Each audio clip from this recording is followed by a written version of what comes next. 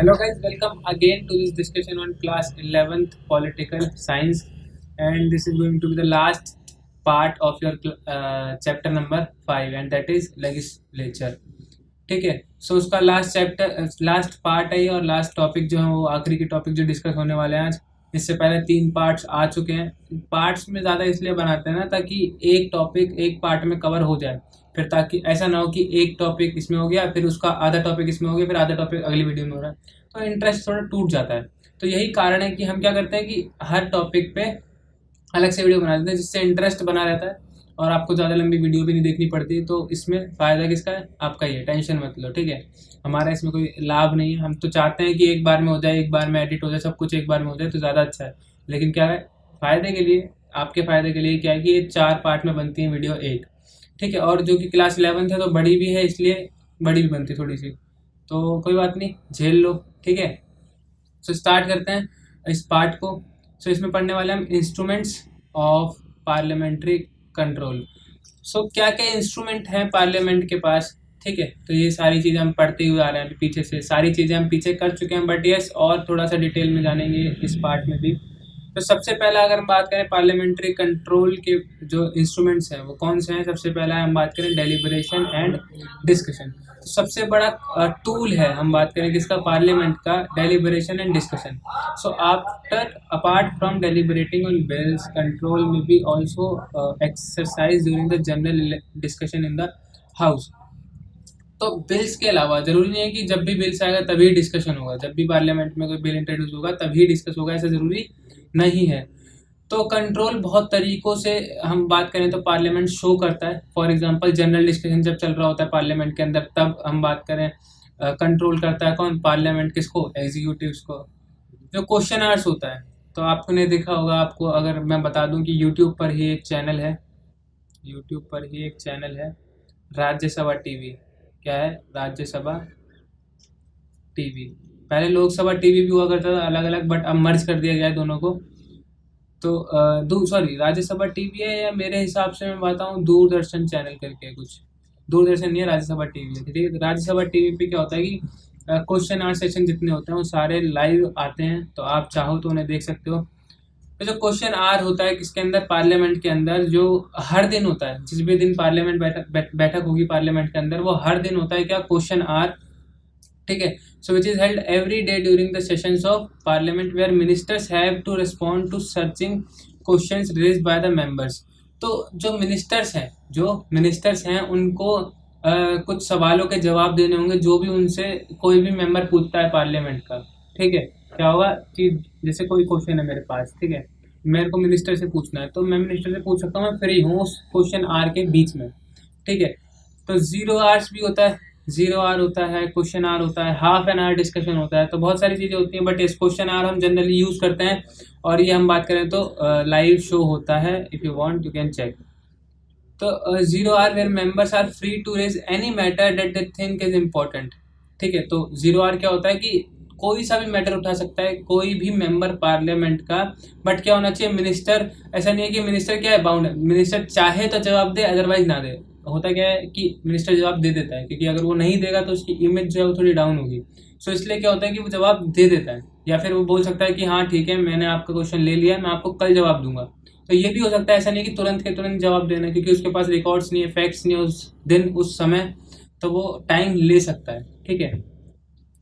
तो deliberation discussion में ये था। उसके बाद हाफ एन आवर क्या होता है, half an hour discussion.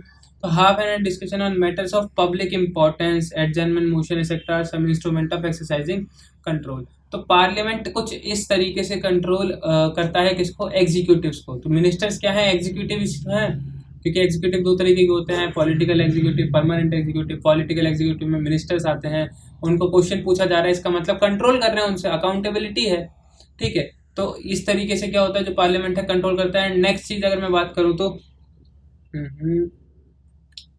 So next चीज, approval and ratification of laws. तो अप्रूवल एंड देखो, चलो ठीक है, आपने क्या किया, लॉ बना दिया, लेकिन उसको रेटिफाई कौन करेगा, पार्लियामेंट, ठीक है। उसको रेटिफाई कौन करेगा, अप्रूव कौन करेगा, पार्लियामेंट। सो पार्लियामेंट के पास वो भी पावर है कि वो उसको मतलब बिल को खारिज कर सकता है कि नहीं ये पास नहीं होगा, ठीक है। तो उस तरीके से भी कर सकता है control. So a bill can become a law only with the approval of the parliament, सिर्फ पार्लियामेंट के अप्रूवल से ही वो जो बिल है वो लॉ बनेगा, अदरवाइज नहीं बनेगा।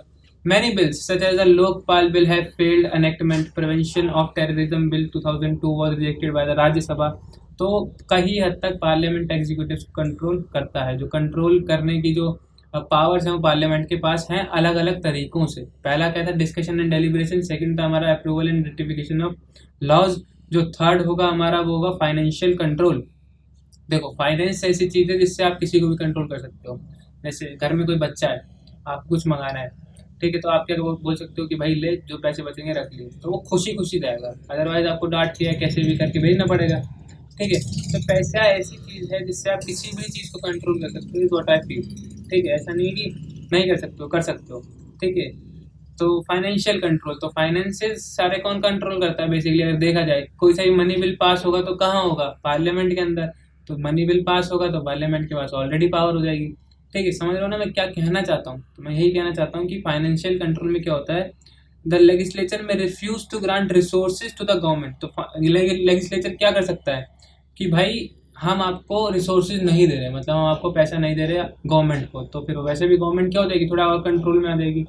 So it can inquire into cases of misuse of fund on the basis of the report of the Comptroller and Auditor General and Public Accounts Committees. Through financial control, the legislation control the policies of the government. अब देखो होता क्या है financial control में, कि जो legislature है वो क्या करेगा, मना कर देगा किसके लिए, रिसोर्स ग्रांट करने के लिए। तो बोलेगा कि नहीं मैं आपको रिसोर्स ग्रांट नहीं कर रहा हूँ, ठीक है। अब क्या करेगा, ये इंक्वायर करेगा, पार्लियामेंट क्या करेगा, कमेटीज बनाएगा और क्या करेगा, इंक्वायर करेगा कि गवर्नमेंट ने कहीं मिस स्पेंड तो नहीं किया या ओवर स्पेंड तो नहीं कर दिया है, ठीक है। अगर ऐसा कुछ पाया जाता है तो फिर, और ये कौन रिपोर्ट प्रोवाइड करता है, पहली बात रिपोर्ट कौन प्रोवाइड करता है, तो करता है CAG, controller and auditor general. And हम बात करें कुछ कमेटीज होती हैं, तो इस चीज जो ये चीज़ें हैं इसको मद्देनजर रखते हुए क्या होता है कि पार्लियामेंट जो है अपना हाथ जो है वो थोड़ा मजबूत कर लेता है, एंड जो फाइनेंसेस हैं, जो रिसोर्सेज हैं वो गवर्नमेंट को नहीं देता, जिसकी वजह से अगर देखो आपको अगर कोई चीज़ इंप्लीमेंट करनी है तो आपको पैसा चाहिए। फॉर एग्जांपल अगर आपको यूट्यूब चैनल ही बनाना है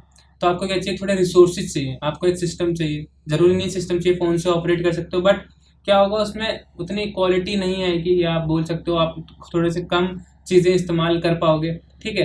तो वो सारी चीज़ें होती हैं, ठीक है। तो आपको क्या चाहिए, एक सिस्टम चाहिए, ग्रीन स्क्रीन चाहिए अगर अच्छा बनाना है, तो एक ट्राइपॉड चाहिए, एक फ़ोन चाहिए, तो ये सारी चीज़ें चाहिए कि रिसोर्सेज, अगर ये नहीं मिलेगी तो क्या आप वो चीज़ कर पाओगे, नहीं। सो गवर्नमेंट को भी अगर कुछ चीज़ इंप्लीमेंट करनी है तो उसको क्या चाहिए, रिसोर्सेज चाहिए, जो कि पार्लियामेंट उन्हें अलॉट करता है कि ठीक है आप इतना रख लो, ठीक है। तो वो सारी चीज़ें, और अगर गवर्नमेंट नहीं देगी so yes government will collapse soon. So legislature control करता है किसको, गवर्नमेंट को, डायरेक्टली और इनडायरेक्टली कैसे भी बोल सकते हो तुम। तो तीन चीज़ें क्या क्या होगी हमारी, अब हम बात करें तो financial control, approval and ratification of laws, and अगर मैं बात करूँ डेलिब्रेशन एंड डिस्कशन। तो तीन चीज़ें होगी। चौथी चीज़ है no confidence motion. No confidence motion पहले भी बहुत बार डिस्कस हो चुका है। तो नो कॉन्फिडेंस मोशन होता है कि अगर देखो सरकार किसकी होती है, सरकार किसकी होती है, जिसके पास मेजॉरिटी होती है, ठीक है। सो मेजॉरिटी जिसके पास होती है उसकी सरकार होती है। तो वही तो बोलते हैं कि डेमोक्रेसी क्या है, जिसके पास नंबर्स हैं उसकी ही सरकार होगी, ये होता है डेमोक्रेसी का मतलब। सो नो कॉन्फिडेंस मोशन मतलब जिसकी मेजॉरिटी उसकी सरकार, मतलब जिसकी लाठी उसकी भैंस, ठीक है, ऐसा सीन है।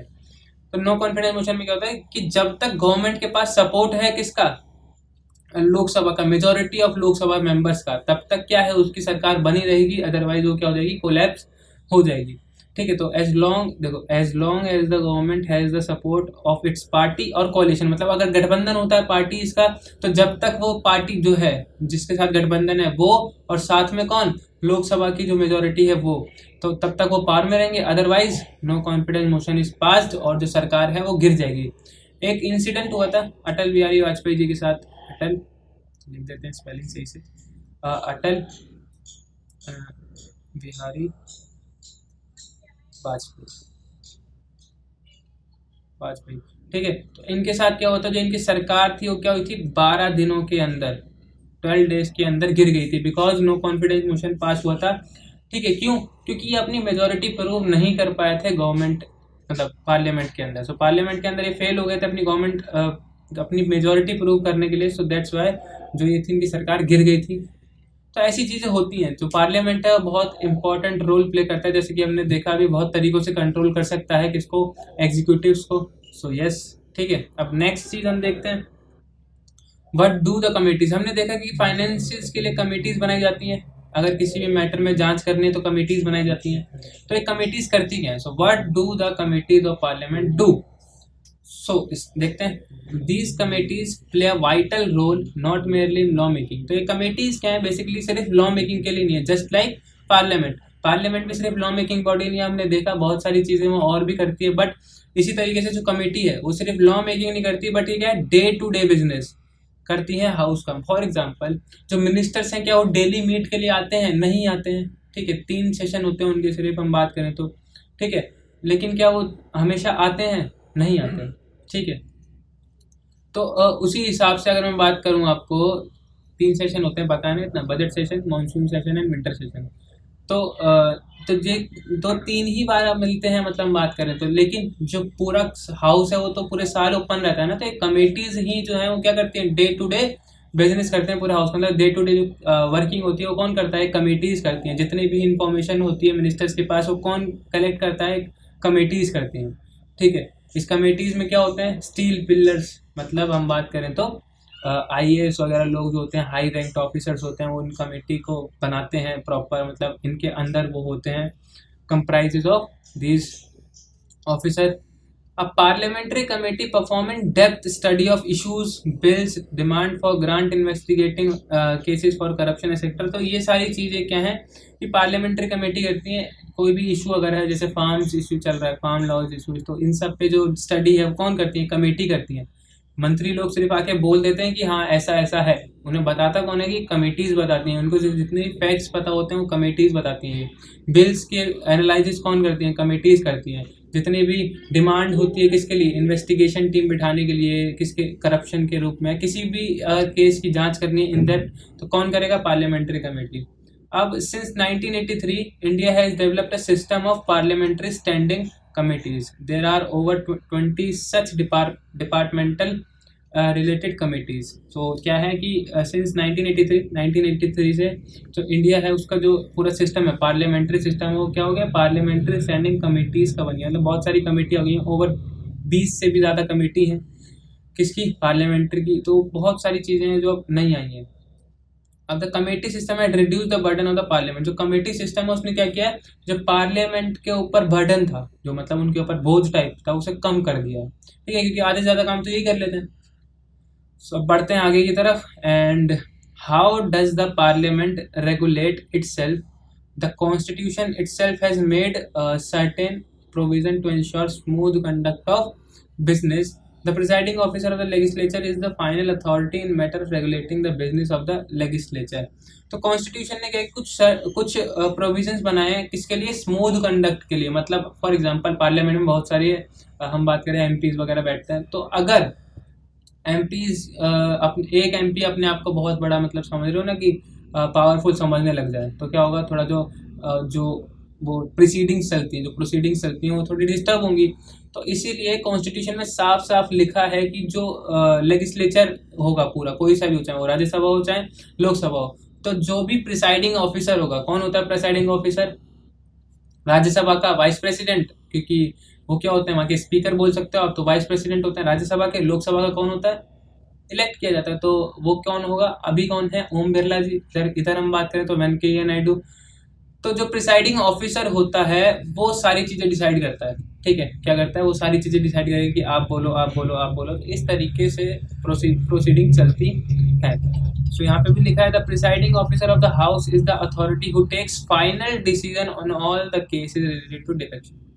तो जितने भी हम बात करें फाइनल डिसीजन होते हैं वो कौन लेता है? Presiding officer. So in the case of Lok Sabha कौन लेगा? Om Birla ji. And in the case of Rajya Sabha कौन लेगा? Venkaiah Naidu ji, who is also vice president of India. Okay, बढ़ते हैं आगे की तरफ। अब आगे की तरफ कुछ नहीं है, चैप्टर हो गया खत्म, ठीक है, चैप्टर हो गया खत्म। So thank you